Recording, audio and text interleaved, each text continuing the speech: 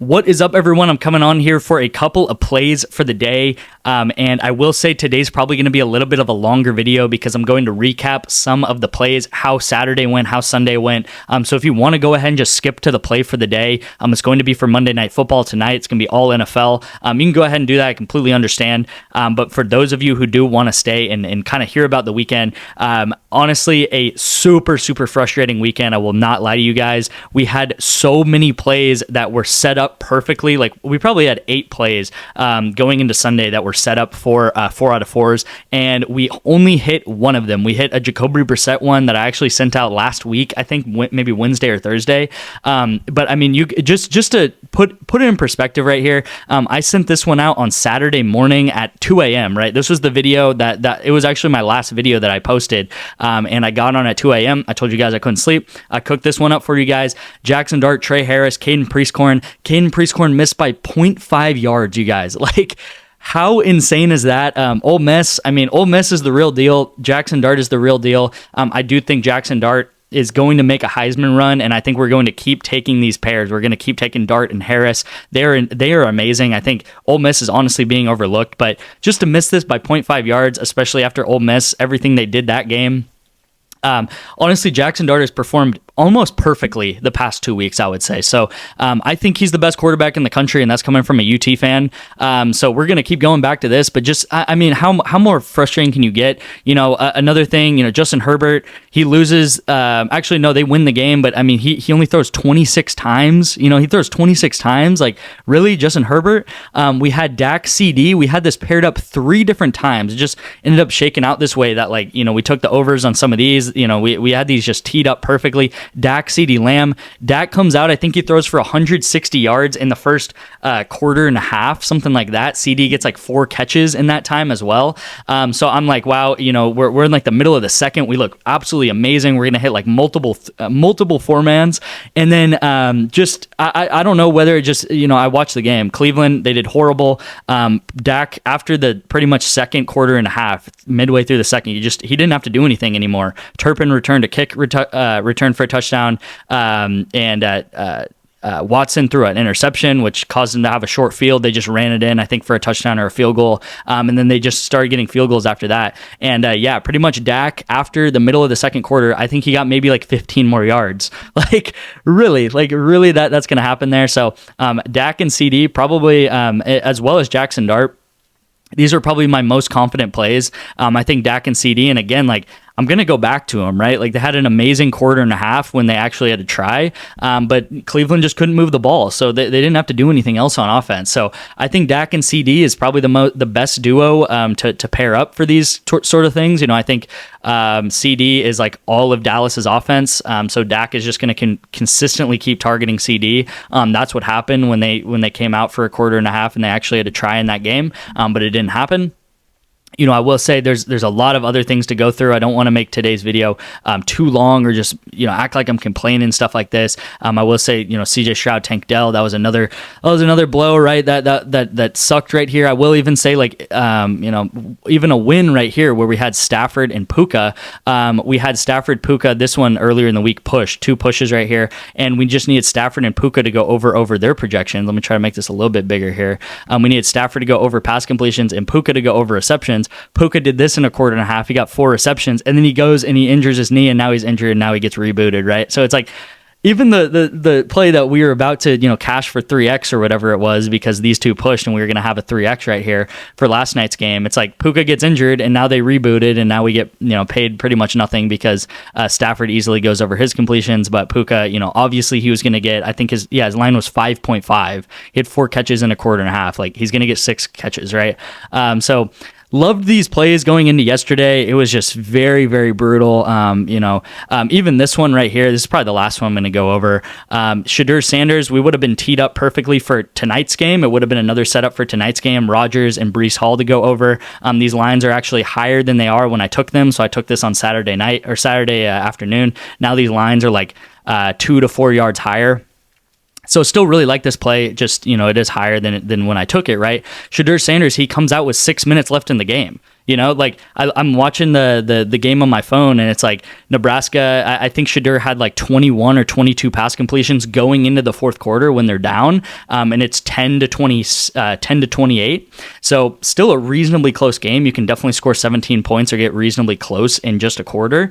And yeah, Shedeur, Nebraska, they wind the clock down. I think there was a roughing the passer or a roughing the kicker or something like that, which caused Nebraska to then chew even more clock. 6 minutes left. I'm like, all right, Shedeur, he needs to come in, get 2 pass completions. Like, that's going to happen. Come on, they're going to be passing the ball this whole time. Shedeur then sits. I don't know whether it was like Dion took him out, or they got in an argument, or he got hurt, or what happened. But Shedeur, he sat for the last 6 minutes of the game when his team's down 17 points, and then he leaves into the locker room after 2 minutes at the 2-minute warning or whatever it's called in college football. He leaves and goes back into the locker room, and that kind of made like headlines a little bit if you guys saw. And it's just like, come on, like he couldn't get 2 more pass completions. Like when going into the fourth quarter, I think he had 21. Like absolutely crazy. So I want to come on here. I'm a little bit between like, are we unlucky? Was it just a bad weekend? What was it? It was obviously a mixture of the two. I will say, going into college football, I mean, we have some amazing pairs of players. I think Ole Miss is insanely the real deal. I think going into the Texas game, I think the Texas pairs like that, those are definitely the real deal as well. You can see we took Quinn and Matthew Golden. I think we got some amazing college football pairs that I'll get into more into the week. Malik Murphy ended up cashing us a slip yesterday. I'll go into some of the wins as well. Don't want to make today's video too long, but Malik Murphy, Jordan Moore, they ended up cashing right here, which I said I was very confident in this play. They actually cashed it like late into the fourth quarter, I think actually in overtime. But anyway, these guys went over. I'll say about NFL though, learning points about the NFL. I think a lot of the offenses are not as high-powered as we thought they were, especially week 1, week 2, week 3. It was probably my fault, but I think just the general public, we thought a lot of these teams were just going to pick up right where they left off at the end of last season, which is definitely not the case. It's still week 1. These guys are still, out of shape. Not doing well, especially a lot of the offensive lines. A lot of the quarterbacks are very young and inexperienced, and even games that they put up like 28 points, like the Cardinals game, Kyler Murray. I didn't bet on Kyler Murray personally, but the Cardinals, they put up 28 points. He got 162 yards, right? 162 yards on 28 points, on 28 points. Even last night's game, Lions Rams. It took a while for those 2 pretty high-powered offenses, right? They got great receivers, great quarterbacks. It took a while for those teams to get ramped up. I even took Goff and Amon-Ra St. Brown to go under, and I paired it up with a soccer play, and that soccer play barely missed, where they barely went under at a correlated soccer play. So unfortunate there. I will say, the saving grace here is we did hit this 4-man here. This was completely free that I posted on I think Wednesday or Thursday, something like this. But I talked about Jacoby Brissett going under pass attempts, Polk going under receiving yards, and I really like this play, especially because there's a high chance that Jacoby Brissett was going to get benched, right? Especially against the Bengals. Bengals came out, they had a horrible game, right? The Patriots defense really carried. And Brissett, he even won this game, right? They won versus the Bengals, had a big win, and Brissett didn't even get close to this right here. So a game where you would have thought maybe Polk, maybe he would have popped off, had a great game because they won against the Bengals. He only got 6 yards, right? So I think the unders, look out for the unders next week. That's not to say I'm going to take purely unders, but I really think in NFL there's a lot of value in the unders. I think a lot of those lines were way too high. Thinking about last week when I was finding plays, a lot of those lines were like 250, 240, and the quarterbacks, they put up points, some of their teams, but they only got like 160 yards and stuff like that. So really think the unders are going to be the move, especially for the first couple of weeks of the season. I will say another saving grace is these other apps right here. So Chalkboard, we killed Chalkboard on Friday night. I think that was the night where we went 11 for 12. And the only play that we missed was a discount, right? So it was the discounted play. We hit these on Chalkboard. I think they sent out like 8 discounts also on Saturday and Sunday. So Chalkboard was just feeding us plays. Again, if you don't have Chalkboard, sleeper, better. I know a lot of you guys come on here for the Prize Picks plays. I'm a big Prize Picks fan as well, so I feel you guys. But these other apps, it's the easiest plays ever that you're going to hit, right? Like if you're struggling to hit on Prize Picks and stuff like this, or the days that we get unlucky, right, and we're not hitting that much on Prize Picks where we should have hit, I honestly think we should have hit probably 4 to 5 Prize Picks 10x's this weekend, but it is what it is, right? That's how it rolls. That's how betting is sometimes. But some of these other apps definitely got us through it, right? We had some better plays. These I sent out for free on the YouTube channel. I believe, I sent these out on the YouTube channel. Sent these chalkboard plays out to the VIP, and then these were some sleeper plays that hit as well. So the Dak Quinn Ewers, and then we had this Joe Burrow one that hit from a long time ago, and then. Again, we had this one that I sent out, I think, on Wednesday or something like that. But yeah, you guys, let's go ahead, get into the play for the day. Then we'll talk about a little bit of performance and stuff like that as well. So play of the day is going to be for this 49ers and Jets game. Obviously, a huge Monday Night Football game. And, I told you guys the lesses are probably the move, and I like the lesses in this game, to be honest with you. I think Brock's line's too high. I do think the 49ers are going to win this game. And it's kind of going to be similar to maybe not as much as like how the Cowboys-Browns game went, but I think the 49ers, I think they're going to get up early, and Brock is just not going to have to pass. And this is also very correlated, right? So at the end of the day, we're always going to look for correlation. So we're taking Brock under and we're taking Debo under. The worse that Brock does, and not necessarily, they might win the game. He might be a great game manager, as Brock Purdy is. But if Brock Purdy comes out here and he only throws for 150 yards, like we saw a lot of these quarterbacks do, a lot of quarterbacks that are better than him, right? Dak, Kyler, I'm sure there's a lot of other quarterbacks I can name. We saw a lot of quarterbacks win their games and stuff like that, but they just didn't throw for many yards. So if Brock comes out here, he throws for only like 150 yards. Then Debo, it's really unlikely that Debo's going to get over 50 yards if Brock comes out here and puts up only half of his projection, right? Especially with all the weapons they have, right?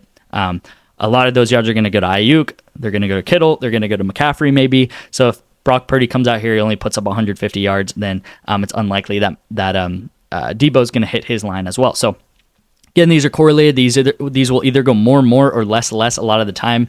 And then we're going to take McCaffrey over rush attempts. So same thing here. It's like if 49ers, if they get up early, if they get up in this game, then McCaffrey's going to be running a lot, trying to chew that clock in the fourth quarter. And then Breece Hall, we're going to take him less rush attempts because the same sort of thing here, right? If the Jets are behind, then the Jets are going to pass a lot in the fourth quarter and try to get ahead, and they're not going to be handing the ball off because that's going to waste time. So hopefully that makes sense, right? It's very correlated. We just want the game to kind of go in one direction. And I think, I think we all agree, the Jets, they may be good this year. I'm excited to see how they are. It's an exciting game, but I do think the 49ers, they are out for blood this year.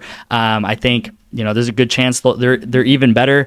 They really had like all returning starters and stuff like this. I don't see any reason why they're not going to be even better, come up ahead this game. And I don't think it's going to be like Brock Purdy that's going to be needing to throw 300 yards to get ahead in this game, especially against a great, Jets team and stuff like that. So, this is what I'm taking for today's game. This is going to be $10 to win $90. Again, it's a correlated stack right here. So if one thing happens, 49ers get up, McCaffrey's going to run a lot, stuff like that, waste the clock. Bryce Hall's not going to do that. That is how it goes right here. So lock this in for tonight's game. If you guys don't know, I will just show you quickly. This is our performance over the past 3 months. So 293 units. I haven't actually updated this, so we probably went down, I don't know, probably like 10 units to be honest with you this weekend. If you guys don't know, this graph it reflects everything except chalkboard. So we killed chalkboard on Friday, so unfortunately this graph isn't going to show chalkboard just because the apps don't sync for some reason. But we are very profitable. Again, it's week 1 of 18 weeks plus playoffs, stuff like that, so it's not going to define us, and we did get very unlucky.